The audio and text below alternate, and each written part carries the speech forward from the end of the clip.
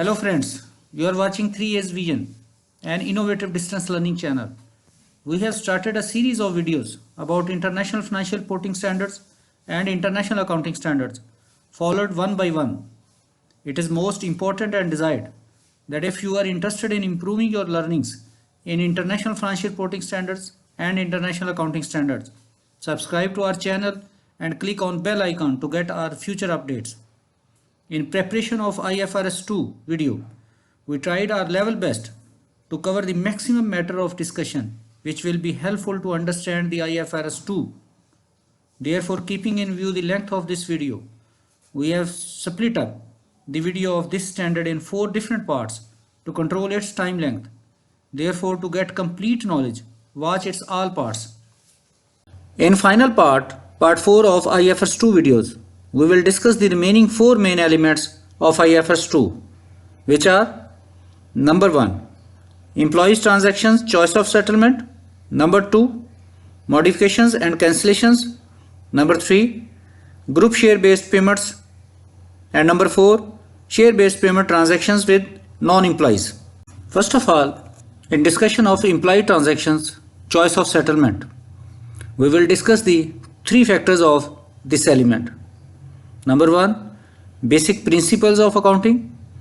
Number 2, share-based payment transactions, that is employee's choice. And number 3, share-based payment transactions, that is entity choice. First of all, basic principles of accounting for employee transactions with choice of settlement. If either the entity or the employee has a choice of settlement, then the transaction is accounted for at least in part as cash settled. If the entity will or can be required to settle in cash or other assets. Secondly, share-based payment transactions in which employee has choice of settlement. First of all, if the employee has the choice of settlement, then the entity has granted a compound financial instrument that includes both a liability component and an equity component.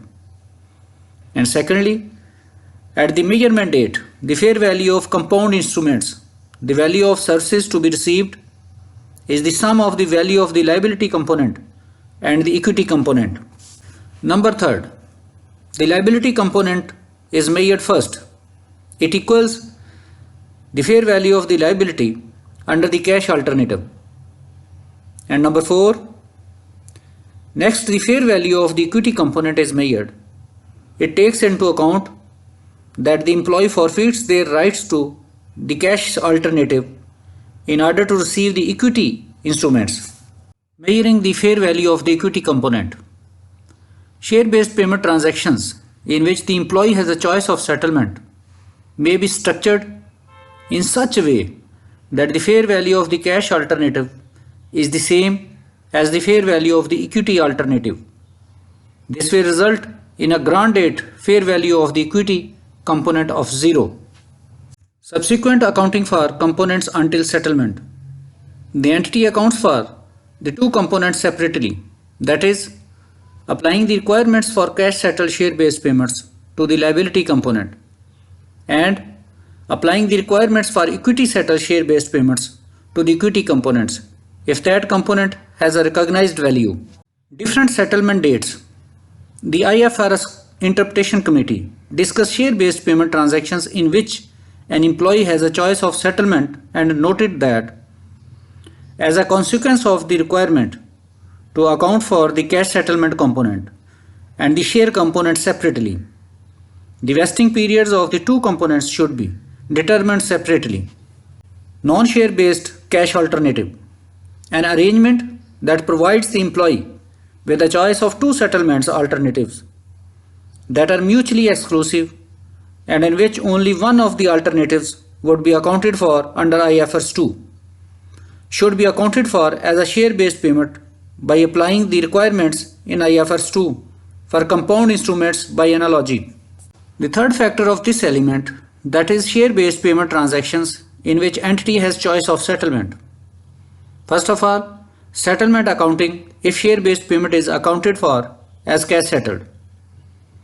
If the entity accounts for the transaction as cash settled, then the entity applies the requirements for cash settled share-based payments until settlement. That is, the liability is remeasured to its fair value at each reporting date and ultimately at settlement date, and the cash payment settles the liability. Settlement accounting if share-based payment is accounted for as equity settled. If the entity has classified the transaction as equity settled and elects the type of settlement with the lower fair value at the settlement date, then the accounting is as follows. If the equity settled in cash, then the cash payment is recognized as a deduction from equity, reflecting a repurchase of equity instruments. And if the entity settles in equity, then the settlement does not require any more accounting entries other than a possible transfer from one equity component to another. In discussion of second element, that is modifications and cancellations, we will discuss the three key factors of this element. Number 1, modifications. Number 2, cancellations or settlements during the vesting period. And number 3, replacements. First of all, modifications. Modifications that do not change classification of arrangement. IFRS 2 distinguishes between different types of beneficial and non-beneficial modifications. Comparatively, when we discuss about beneficial modifications and non-beneficial modifications, first of all, increase in fair value of the share-based payments, and in non-beneficial modifications, decrease in fair value of the equity instruments granted. And number 2, in beneficial modifications, increase in number of equity instruments granted, whereas in non-beneficial modifications, reduction in number of equity instruments granted. And number 3, in beneficial modifications, for example, for service and non-market performance conditions. On the other hand, in non-beneficial modifications, modifications that are not beneficial, for example, for service and non-market performance conditions. Modifications that change classification of arrangement. Number 1, when change in classification should be treated as modification. Number 2, modification altering manner of settlement. Number 3, change from equity settled to cash settled arising from modification. Modifications that change nature of arrangement. A modification may change the nature of an arrangement from a share-based payment arrangement to an employee benefit. Modifications after vesting date. In contrast to the general principle that no adjustment is made to the accounting for equity settled share-based payments after the vesting date, an adjustment is recognized for modifications occurring after the vesting date. In this case, any incremental fair value is recognized immediately or over the new service period, if there is one. Cancellations or settlements during the vesting period. Cancellation by employee. First of all, cancellation by the employee can occur because the employee waives the share-based payment for their own reasons. Secondly, cancellation will occur more often as a consequence of the employee choosing not to meet a non-vesting condition that is part of the share-based payment arrangement. And thirdly, failure to meet such a non-vesting condition is treated as a cancellation. Cancellation by entity.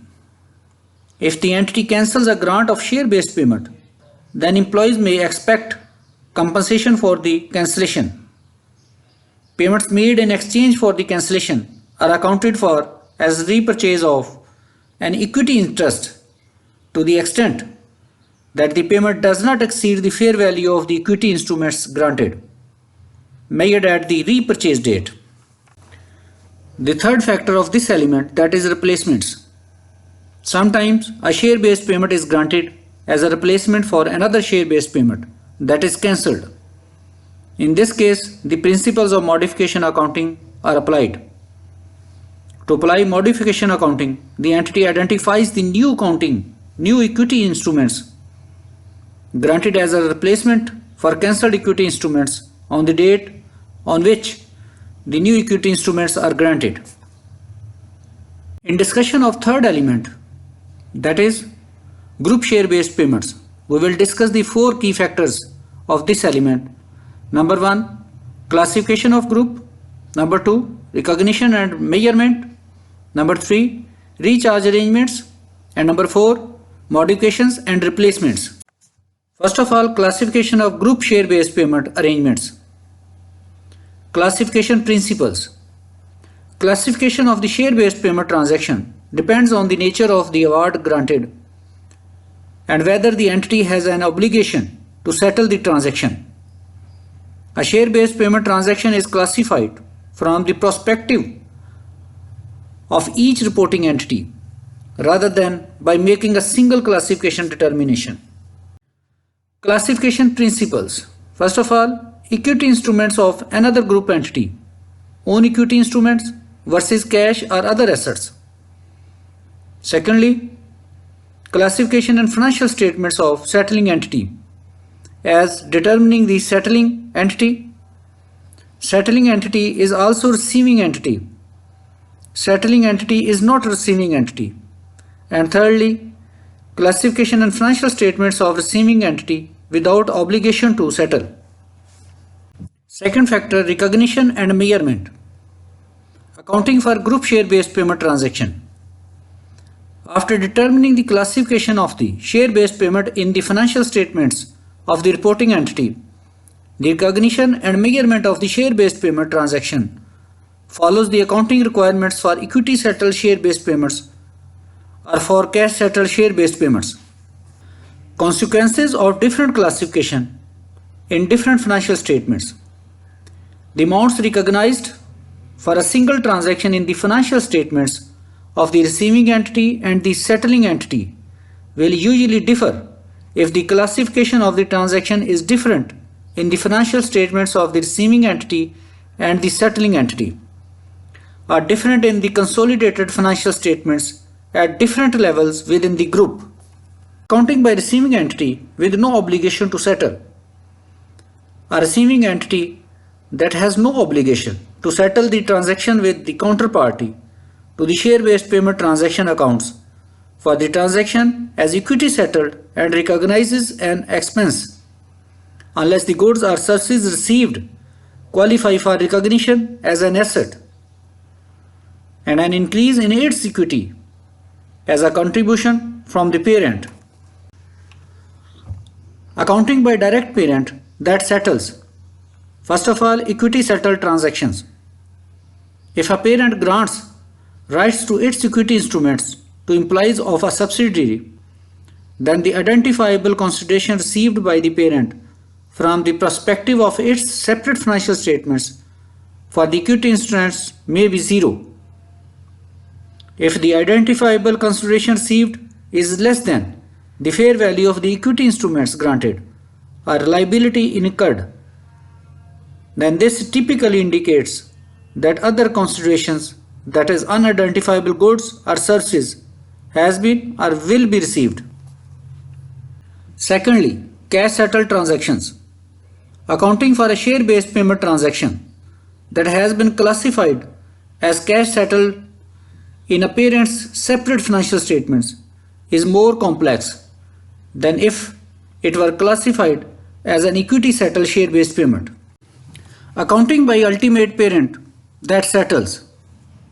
In some cases, the ultimate parents grant a share based payment to a subsidiary in the group. The settling entity, in this case, the ultimate parent, recognizes an increase in the equity or liability depending on the classification of the share based payment transactions. And accounting for transfers of employees. A parent or another group entity may grant to employees of a subsidiary rights to its equity instruments that are conditional on the employee providing services within the group rather than to a specific entity. The third factor of this element, that is recharge arrangements. A common type of intra-group payment arrangement or recharge arrangement is when the amount recharged is equal to the difference between the exercise price of the options granted, and the market price of the shares on the exercise date, and it is settled in cash. However, in practice, many types of recharges may exist. IFRS 2 does not specifically address the accounting for recharge arrangements related to share-based payment transactions involving group entities or external shareholders. The fourth factor of this element, that is modifications and replacements. A share-based payment between one group entity and its employees may be altered to change the settling entity to another group entity. Such alterations may also change the reference entity from the subsidiary to the parent. In discussion of last element of this IFRS 2, that is share-based payment transactions with non-employees, we will discuss the three key factors of this element. Number 1, definition of non-employees. Number 2, equity settled share-based payment transactions. And number 3, cash settled share-based transactions. First of all, definition of non-employees. IFRS 2 does not define a non-employee. However, it does indicate what the term employees or other providing similar services encompasses, and note that this includes non-executive director. All other counterparties, that is, those who are not considered employees or other providing similar services, are considered non-employees. Secondly, equity settled share-based payment transactions with non-employees. First of all, recognition principle. In equity settled share-based payment transactions with non-employees, goods are recognized when they are obtained and services are recognized when they are received. If the goods or services do not qualify for recognition and as such, then they are expensed. This is similar to equity settled share-based payment. Measurement principles. In contrast to equity settled share-based payment transactions with employees, which are measured at grant date, goods are measured when they are obtained and services are measured when they are rendered by the counterparty. Therefore, a single agreement with a non-employee can have multiple measurement dates, one for each delivery of goods or services. Direct measurement. If the goods or services can be measured reliably, then they are measured at their fair value with a corresponding increase in equity. And indirect measurement. In rare cases, the presumption that the fair value of the goods or services received can be measured reliably can be reputed. In these cases, the entity measures the fair value of the goods or services received indirectly with reference to the fair value of the equity instruments granted. Unidentifiable goods or services. In some share-based payment transactions, it may not be possible to identify any goods or services received or to be received in consideration for the equity instruments granted.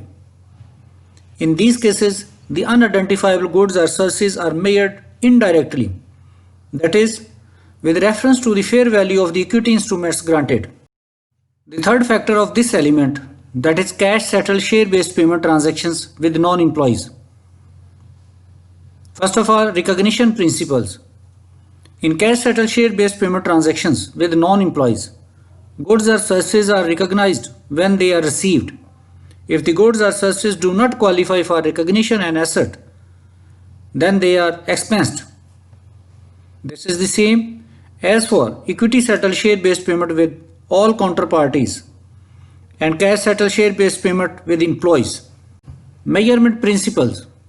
For cash settled share-based payment transactions with non-employees, the liability is measured at its fair value. The liability is remeasured at each reporting date and ultimately at settlement date in the same way as with cash settled transaction with employees. In contrast to equity settled share-based payments, the requirements for cash settled share-based payment do not distinguish between those with employees and those with non-employees. At the end, your valuable comments are warm welcome in comment box. for the improvement in our videos. Thanks and goodbye.